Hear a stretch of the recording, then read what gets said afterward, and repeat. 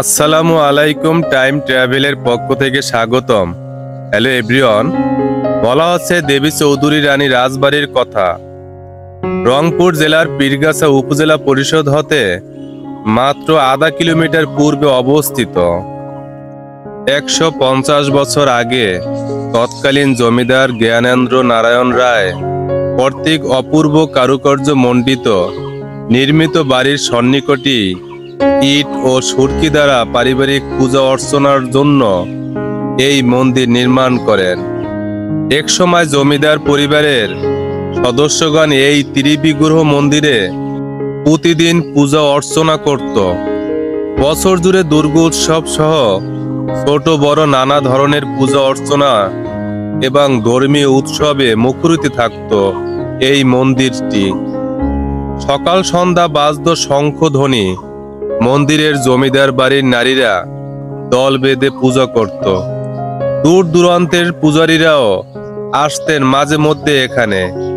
জমিদারি প্রথা বিলুপ্তির পরেও স্থানীয় যারা হিন্দুরা রয়েছেন তারা এখনো ধর্মীয় পূজা অর্চনা এই মন্দিরেই করে থাকেন।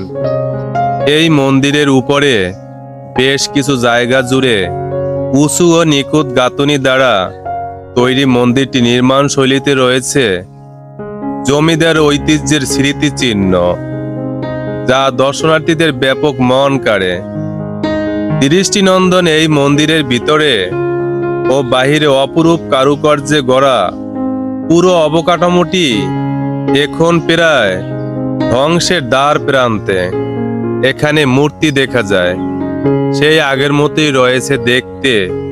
কত সুন্দর করে মূর্তি স্থাপন করেছে। তবে সেই স্মৃতি এখনো রয়ে গেছে।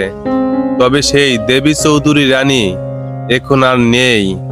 যদি তিনি থাকতো তাহলে অনেক কিছুই জানা যেত, বা তার বংশধররা যদি থাকতো।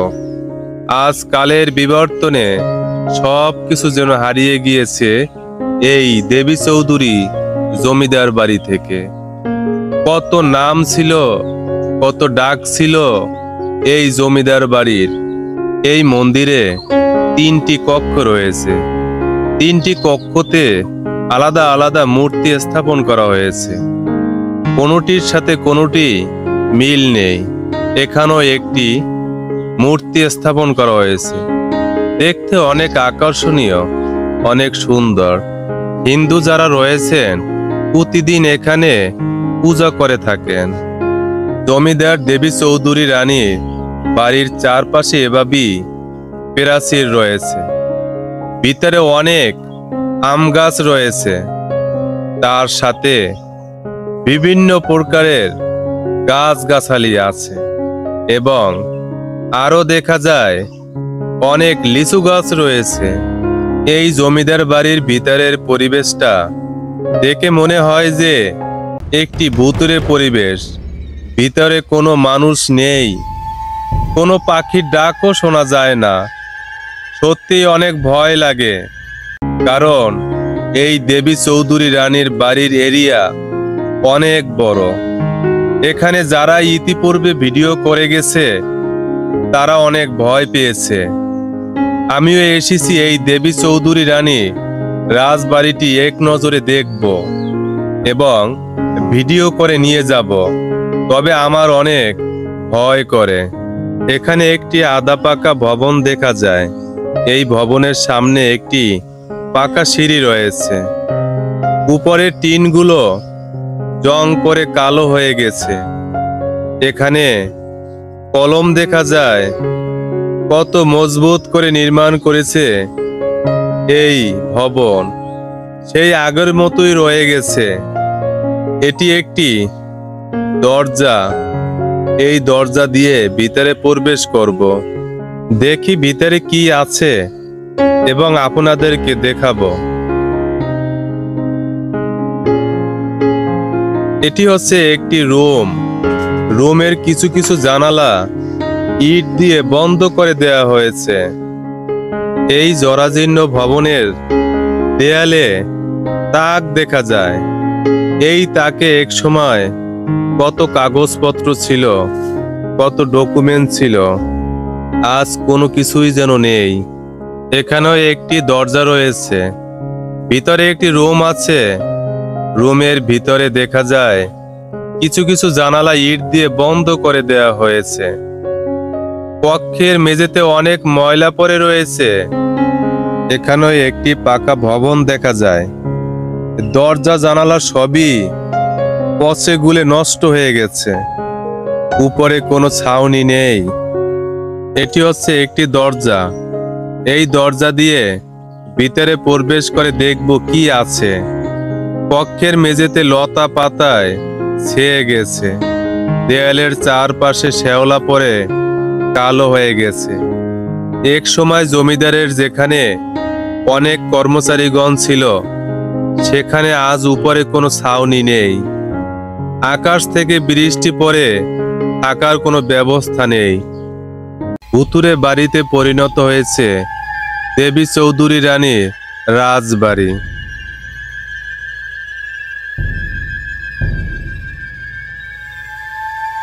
এক সময় এই কুয়া দেবী চৌধুরী রানী ব্যবহার করেছে। আজ সেই কূপের ভিতরে ময়লা আবর্জনায় ভরে গেছে। তার বহু স্মৃতি এখানে রয়েছে, সে আজ নেই। তাই অনেক কিছু আমাদের মাঝে অজানা রয়েছে। এই দেয়ালের ওই পাশে তার রাজপ্রাসাদ রয়েছে। কিভাবে যাব? তবে দুটি পথ রয়েছে। যে কোনো একটি পথ দিয়ে পার হতে হবে। খুবই ভয় করে, মনে হচ্ছে যে অসংখ্য ভূত রয়েছে। তো আমার দেখে ভয় করে, গা শিউরে উঠছে।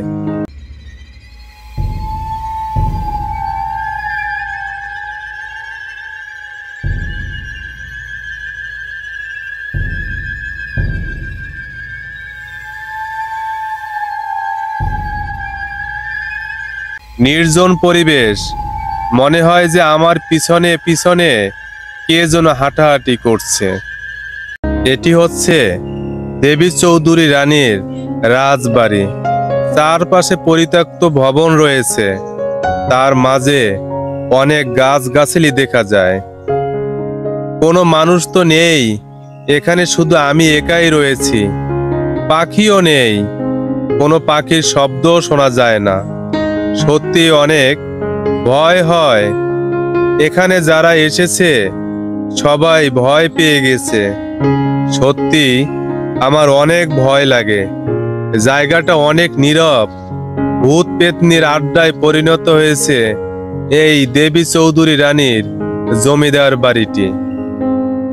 দেবী চৌধুরী রানী ছিলেন একজন নারী ব্রিটিশ বিরোধী নেত্রী ও পীরগাছা জমিদার। তিনি দস্যু রানী নামেও বেশ পরিচিত। মন্ত্রণা তথা পীরগাছার জমিদার নারায়ণ চন্দ্র চৌধুরীর সঙ্গে তার বিয়ে হয় এবং সন্ন্যাসী বিদ্রোহের সময় তিনি এই এলাকায় জমিদার ছিলেন। স্বামীর মৃত্যুর পর নিঃসন্তান দেবী চৌধুরী রানী 1765 সাল থেকে 1801 সাল পর্যন্ত মন্ত্রণা এস্টেটের দায়িত্ব পালন করেন। তার সময় রংপুর অঞ্চলের কালেক্টর হয়ে আসেন জনাথন গুডল্যাট এবং তার দেওয়ান নিযুক্ত হন দেবী সিংহ। দেওয়ান দেবী সিংহ ও তার কর্মচারী হরেরামের উপর রাজস্ব আদায়ের দায়িত্ব প্রদান করেন। রাজস্ব আদায়ের সময় তাদের অত্যাচারে কৃষক এমনকি জমিদাররা অতিষ্ঠ হয়ে ওঠে।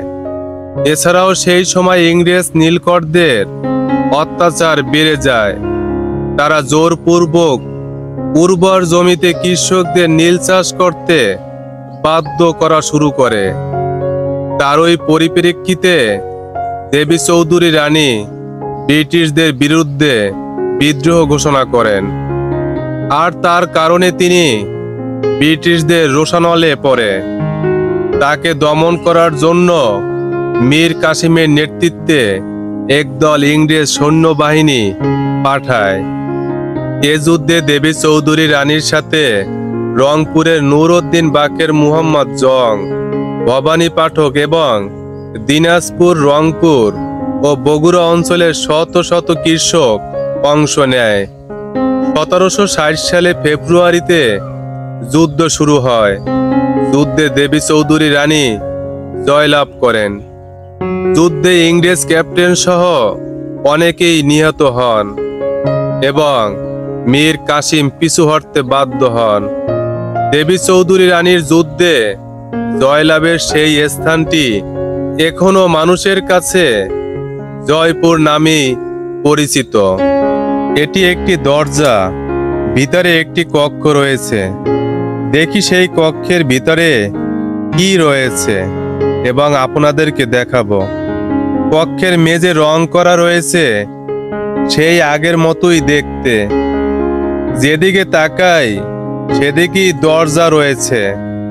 আমার গা শিউরে উঠছে, ভয় লাগে। মনে হয় যে আমার পিছনে কে যেন তাড়া করছে, পিছনে পিছনে হাঁটাহাঁটি করছে, আর ভয় লাগে অনেক। কে তুমি? কে আমার পিছনে হাঁটাহাঁটি করছো? মনে হয় যে কেউ কি যেন রান্না করছে। অনেক ঘ্রাণ পাচ্ছি। কই দেখি তো কেউ কোথাও আছে কিনা। তাও তো কেউকে দেখতে পাচ্ছি না। গা শিউরে উঠছে। থমথমে একটি ভুতুড়ে পরিবেশ। আপনারা যারা আসবেন দেবী চৌধুরী রানীর রাজবাড়িতে পরিদর্শন করার জন্য, অবশ্যই কাউকে সাথে নিয়ে আসবেন। যদি না নিয়ে আসেন সত্যি আপনারা ভয় পাবেন, তাতে কোনো সন্দেহ নেই। আমি অনেক ভিডিও করেছি, তবে এই দেবী চৌধুরী রানীর রাজবাড়িটি ভিডিও করতে গিয়ে আমি যেভাবে ভূতের ভয়ে আতঙ্কিত হয়েছি, এভাবে অন্য কোনো জমিদার বাড়ি ভিডিও করতে গিয়ে এরকমের ভয় আমি পাইনি। এটি আরেকটি ভবন। এই সিঁড়ি দিয়েই ভিতরে দেবী চৌধুরী রানী উঠেছে। আজকালের বিবর্তনে সবকিছু যেন হারিয়ে গিয়েছে এই প্রতাপশালী দেবী চৌধুরী রানীর রাজবাড়ি থেকে। যেদিকেই তাকাই সেদিকেই দেখি পলেস্তারাগুলো ক্ষয়ে পড়ে গেছে, শ্যাওলা পড়ে কালো হয়ে গেছে। দেবী চৌধুরী রানীর যেমন ছিল অর্থ, তেমনি ছিল শখ। তার জমিদারির আমলে ছিল অনেক শৌখিনতা। ফুটে উঠে তার কারুকার্যপূর্ণ রাজবাড়িতে। দেবী চৌধুরী রানীর জমিদার বাড়িতে শিল্পীদের হাতে নিপুণ ছোঁয়ায় পূর্ণতা পেত। বহু বছর কেটে গেলেও তার জমিদার বাড়ি আজও মাথা উঁচু করে সগৌরবে দণ্ডায়মান। এই জমিদার বাড়ি কালের সাক্ষী হয়ে আজও সবার কৌতূহল বাড়াচ্ছে। তবে তিনি আজ নেই। তার স্মৃতিগুলো দর্শনার্থীদের হৃদয়ে জায়গা করে নিয়েছে। ব্রিটিশ বিরোধী আন্দোলনের নেত্রী ও প্রজা বিদ্রোহের কিংবদন্তি দেবী চৌধুরী রানীর জমিদার বাড়ির মূল ভবন সহ অনেক স্থাপনা এখনো পরিত্যক্ত অবস্থায় রয়েছে। বাড়িটি দেখভাল করার এখন আর কেউই নেই। অযত্ন আর অবহেলায় ধ্বংস হতে চলেছে জমিদার বাড়ির স্থাপনাগুলো। 1783 সালে পীরগাছা উপজেলার চণ্ডীপুর গ্রামে লর্ড ওয়ারেন হেস্টিংসের নেতৃত্বে একদল ইংরেজ বাহিনী আসেন। তাদের আধুনিক অস্ত্রের সাথে যুদ্ধ করে পরাজিত এবং নিহত হন দেবী চৌধুরী রানী। দেবী চৌধুরী রানীর নির্মম মৃত্যু দর্শনার্থীরা ভালোভাবে মেনে নিতে পারেনি। আজও দর্শনার্থীদের হৃদয়ে জায়গা করে নিয়েছে এই দেবী চৌধুরী রানীর ইতিহাস। যদি ভিডিওটি ভালো লেগে থাকে কমেন্ট করে জানাবেন। পরবর্তীতে ভিডিও দেখার জন্য এই চ্যানেলটি সাবস্ক্রাইব করুন এবং বেল বাটনে ক্লিক করুন। আপনাদের উৎসাহ আমাকে সাহস যোগাবে।